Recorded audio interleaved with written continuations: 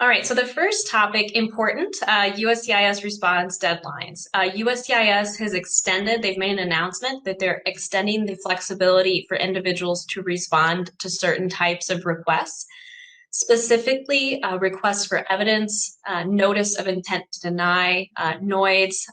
So anytime immigration is sending a request for more information or more documents specifically, we'll post the link below so you can have the information from that official announcement. Basically, if you receive a request for evidence, a notice of intent to deny, in your case, there will be information about what it is that's missing in your application, what information immigration needs. And it's also very important to pay attention to the deadline in that notice. That notice will have a deadline that you have to respond. And that response deadline is a deadline that immigration has to receive your response. So pay very close attention to that deadline. And of course, pay attention to all of the details and information they are requesting. And what happened is USCIS has extended that deadline that's in your notice. Basically, the USCIS notice, again, we'll post that link in the below the video so you can have the official notice.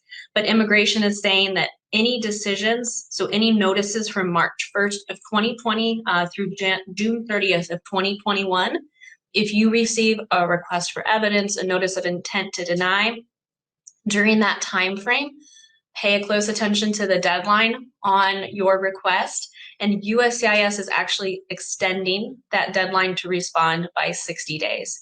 They're doing this because of COVID and because it's been more difficult for individuals to obtain civil documents and things that might be requested by immigration. And so they've made multiple announcements that they are extending deadlines by 60 days. And so this is the recent one that was just announced the other day in March of 2021.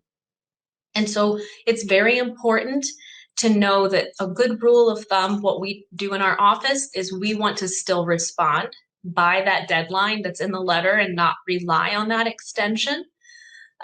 But if you need the additional time, that is what USCIS is doing. They're giving you that additional time if you need it.